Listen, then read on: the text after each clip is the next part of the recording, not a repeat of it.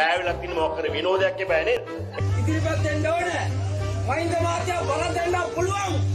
මේ සංජය සෝමනායක. සංජය සෝමනායක.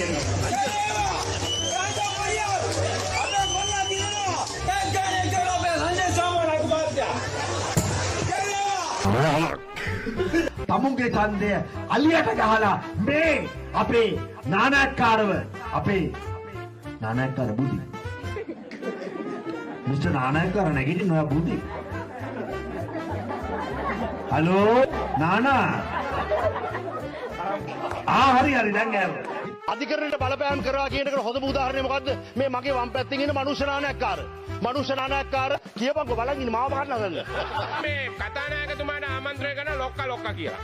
මේක හැමදාම මේව කතානායකතුමා කියලා අවසර ගන්න ඕනේ. මම තමයි අපේ ලොක්කා. නැත්තම් උඹද මගේ ලොක්කා.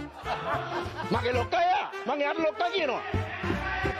උඹ මගේ ලොක්කා නෙමෙයි උඹට කියන්නේ මේ මගේ ලොක්කා.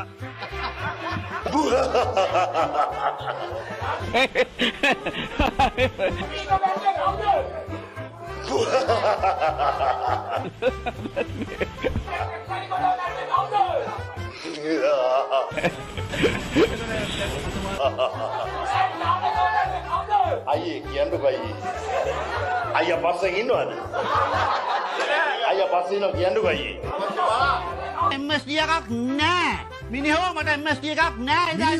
මිනිහෝ කියන්න එපා. මිනිහෝ කියන්න එපා. one shot. නෑ තමුන්නාන්සේට ගරුත්වයෙන් කතා කරනවා නම් ගරුත්වයෙන් කතා කරන්න. one shot මට එක්කම ඇවිල්ලා බලන්න. මඩවලක ඌරෙක්ගේ තත්ත්වෙට පත් වෙනවා. අහල පහල ඌරෙක්ගේ තත්ත්වෙට පත් වෙනවා. බෙල්ල කපන බෙල්ල කපන කුණහරුප කියන වල්ල කපන මොකද්ද මේ කියන්නේ? මෙතුමාම කිව්වා රාජපක්ෂලා මෙතුමාගේ පුතා ඉතින් දොරකම් කළා කියලා. මම කිව්වා. ඇයිද ඒ අම්මපල්ල කියලා කිව්වේ නෑ කියලා. හරි අම්මපල්ල කියන්නේ අම්මපල්ල ආයෙ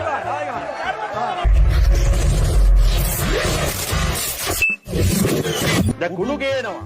දැන් මේ කුඩු ගේනවා. මම මේ කුඩු ගේනවා. මම ජනාධිපති මම අහක බලන් ඉන්නවා. එතකොට සම්බන්ධද නැද්ද? කුඩු ගෙනීමට නෙමෙයි සම්බන්ධ. මේ කුඩු ගේනවා. මම ජනාධිපති මම මෙහෙ බලන් ඉන්නවා. ඒ කියන කෙනා සම්බන්ධද නැද්ද? ඉන්න. ඒ කියන කෙනා කුඩු ගෙනාවා. ඒ කියන කෙනා කුඩු ගෙනාවා. ආගන්නකෝ. ඒ කියන්නේ උඹ වගේ ගොන් හරකෙක් යකෝ මෝඩ මූසලේ 2005 ඉඳන් 2010 වන විට ලංකාව කුඩු කේන්ද්‍රස්ථානයේ බවට පත් වුණා. කිලෝ 261ක් ආව ට්‍රැක්ටර් වල ගෙනාව සෙරගෙනාව කුඩු ගෙනාවා. එතුමා අහක බලන් හිටියා. මෙයා කියනවා සම්බන්ධ නැහැ. මම කියන්නේ කුඩු ගැනීමට සම්බන්ධ නැහැ. කුඩු ගැනීම නවත්තන්න තිබුණා ඒ මහා බලයේ වෙනව. ඒකට සම්බන්ධයි නේ කියන්නේ. ඒක තමයි කියන්නේ. නමුත් කුඩු ගෙනාවට සම්බන්ධ නෙවෙයි.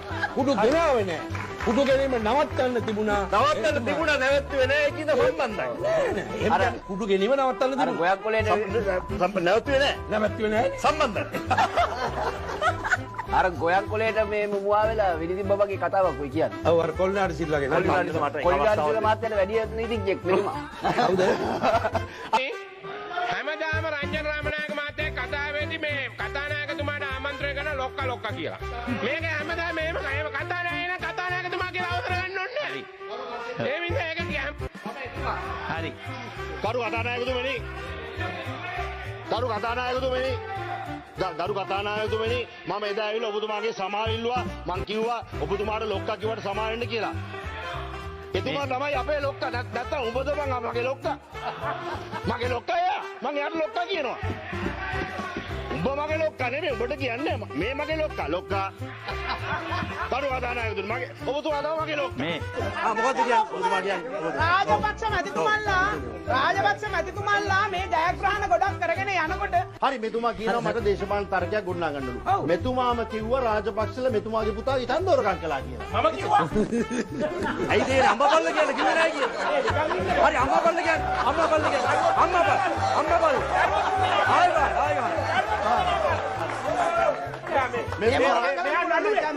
මෙයා හොඳ රංගපාන්නේ.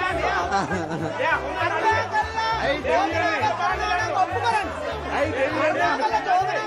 මෙතුමාගේ පුතා තමයි වැඩිම ඡන්ද ගත්තේ ගිය පළාත් සභාවේ. රංජන රාමනායක මැතිතුමා ගත්තේ. ඒක මැතිවරණ කොමතාරියෙන් අහන්න ඔය. මැතිවරණ මේයි ප්‍රතිපාලනේ මේකයි වැඩේ. මේ සාත්‍යයක් තියෙනවා කිව්වද නැද්ද? සාත්‍යයක් තියෙනවා. කාරණේ අපි ජනතාවට කියනවා. බොරු කියන්න එපා. බොරු කියන්න. මෙතුමන්ලා රාජපක්ෂ රාජ්‍ය රාමනායකතුමා අපිට සවන් දෙන්න. කරුණාකරලා අපිට සවන් දෙන්න. මේ රටේ ජනතාව රාජපක්ෂ මෙතුමාට මෙතුමාගෙන් මම අවසරයක් ගත්තා මේක කියන්න. රාමනායකතුමා රාමනායකතුමා මෙතුමාට හොඳම නළුවට දෙන්න. රාජ්‍ය රාමනායකතුමා හම්බෙලා තියෙනවා. ඇත්තෙන්ම මම මේ තුමාව පෞසාවට පත් කරලා සමා වෙන්න. එනවා වැරදි විදියට කියලා කිව්වේ නෑ මිලේච්ඡ නීතිය. ඒතිකා මෙතුමා අපේ මිත්‍ර රටක්. පොඩි ළමයිව බෙල්ල කපලා මරනවා. එනවා. එතකොට බෙල්ල කපලා ශරියාව නීතිය. බෙල්ල කපන කුණුහරුප කියන වල්ල කපලා මොකද මේ කියන්නේ? තමුන්නාන්සේලාගේ බල්ලම් කපන. වල්ලම කතා කරලා ඉඳ දෙන්න කතා කරලා ඉඳ ගන්න. බෙල්ල කැපුවේ වෙන දෙයක් නෙමෙයි. ඒක තමයි තමුන්නාන්සේ කපන්න තියෙන හුඟක්. එන්නකෝ ඒ වාත්. ඇත්තද? නෑ අපි ඒ තත්ත්වෙට එන්නේ නෑ. මැටපෙරදිග දුෂ්ට කාමුක ධනපතියක්. මේ කාටද කියන්නේ? ඇත්ත. මැටපෙරදිගට කියනවා. අනික මම කියනවා ඒච් මාසුර් හොන්රබල් ගරු සභාපතිතුමනි ගරු මන්ත්‍රීතුමා සඳහන් කළා ශරියා නීතිය මිලේච්ඡ නීතියක් කියා. මුස්ලිම් වරුන් වශයෙන් අප පිළිගන්නේ ඒක දේව නීතියක් කියලායි. අර මහත්තයා කියවනේ යාට කියන්න ඕනේ. ඒක දේවිය වන්නසෆ් අල්ලා. ඒ නීතිය තමයි මුස්ලිම් වරු පිළිගන්නේ. ඒක නිසා මුස්ලිම් වරු සුන්නත් කරන්න කියලා තමුන්නාන්සේට කරලා බලන්න හොඳයි. තමුන්නාන්සේගේ සෞඛ්‍ය තත්ත්වයට හොඳයි. එම නිසා එතුමාගේ ඒ ප්‍රකාශය මගේ බලවත් අප්‍රසාදය හා විරෝධය පළ කරනවා. පාර්ලිමේන්තුවේ මෙන්න 28 11 212 1417 පිටේ කියනවා. එතකොට රංජන් රාමනායක මහත්මයා කියන අනිත් පැත්තට ගරු සභාපතිතුමනි මම නිර්භයව කියනවා. මුස්ලිම් වරු අහගන්න. මම නිර්භයව කියනවා ශරියා නීතිය කියන්නේ ම්ලේච්ඡ නීතියක් කියලා.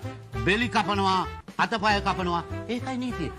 අපි හුඟක් මම තාම කුරානයේ නීතිය මාර ඉවර කියලාද කුරානුනේ නීතිය චට්ටත්ත තිරුතුවල කිවර යාලි ළමයිගේ බෙල්ල කපන්න බෑ. පොඩි ළමයිගේ බෙල්ල කපන්න. රිසාන අපිගේ බෙල්ල කැපුවා. ඒක වැරදි. අව යවපු මිනිහව අල්ලගන්න ඒක වෙන වැඩක්. බේර ගන්න. යවපිට තමයි ඇල්ලුවා. අපේ ජනාධිපතිතුමා පවා නමුත් ශරියා නීතිය ඊට උඩින් තියෙන බව ජනාධිපති අන්තිමට කිව්වා. අධිකරණයට බලපෑම් කරනවා කියන එකට හොඳම උදාහරණය මොකද්ද? මේ මගේ වම් පැත්තෙන් ඉන්න මනුෂ්‍ය නායකකාර. මනුෂ්‍ය නායකකාර ඡන්දෙදි ප්‍රශ්නයක් වුණා. ඊට පස්සේ මනුෂ්‍ය නායකකාර හැම YouTube එකේම ගිහිල්ලා මොනවද කිව්වේ? මගේ නඩුව ෂේප් කරලා දුන්නේ අරලියගහ මන්දිරේට. හිටපු නීතිපති මොහාන් පීරිස්ව ගෙනලා මේ කොල්ලව බේරලා දෙන්න කියලා මහින්ද රාජපක්ෂ කිව්වා කියලා. කියපන්කෝ බලන් ඉන්න මාව ගන්න හදන්න. බොරුවට මෙතන බලන් ඉන්නවා.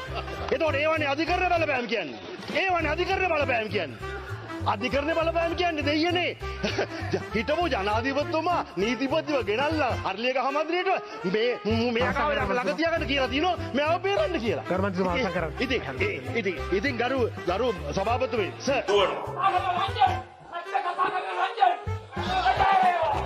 බාය පාරම්ම නඩුවක් දාන්නේ නැහැ. මෝ හින්දා මම දන්සක උඹ හින්දා මම අන්න ලංසමට නඩුවක් දානවා කෝටි 500ක්. මම මේකේ රොයිස්ගේ මීටින් එකේ හිටියා. මම ඇහුවා මේක මොඩ කුඩු ගේන්නේ කවුද කියලා. ඌ ආයෙ නඩුවක් දාන්නේ මට. යකෝ උඹ දාගන්න ඉන්න නඩු මට දාන්න එපා මම මොනවා. තිත්ඇත්ත ජනතාවට දෙන නාලිකාව. අපක්ෂපාතී නාලිකාව කියලා ඕගොල්ලෝ පුනපුනා කියනවා. දැන් අපිට කොන්දක් තිබුණා එදා ඉඳන් මේ හොරාට හොරා කියන්නේ.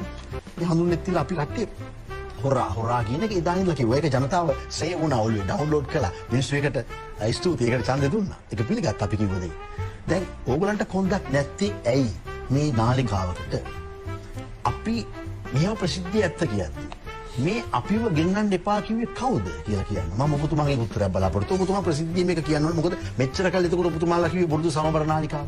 අපක්ෂ නාලිකාව කිව්වේ ඇත්ත මේ. අද කවුරුත් නැහැනේ වාද කරන්නේ නැද්ද මෙතුමාවල් ගන්න එනවා. දැන් මේ අයව ගේන්න එපයි කිව්වේ කවුද කියලා නමින් කියන්න ඔබතුමාට කොන්දක් තියෙන්න ඕනේ. හරින ගේන්න එපයි කියනවා. රංජන රාමණයාව ගේන්න එපයි කියනවා. මෙතනට ආපුවම නවත්තනවා. හඳුන්නෙත්ලා JPI එපයි කියලා කියනවා. නිශාන්ත වර්ණසිංහලව ගේන්න එපයි කිව්වේ කවුද? තනි වචනෙන් කියන්න පුළුවන් නේද? ඒ කොන්ද තියෙන්නේ උනේ මේ සමබර නාලිකාවක් නේද? දැන් ඒකාධිපති යුගයේ නෑ. ඔබතුමා කියන්නේ මගේ කාලය අරගෙන කියන්නේ. ඔබතුමාගේ ප්‍රශ්නට පිළිතුරක් දෙන්න පුළුවන්. මොකද හේතුව දැන් වටේ යන්නේ නැතු තනි වචනෙන් තනි වචනෙන් උත්තර දෙක දැන් කවුද කිව්වේ? දැන් ඔබතුමාලා නෑ මට නෑ මම මෙහෙම කියන්නකෝ.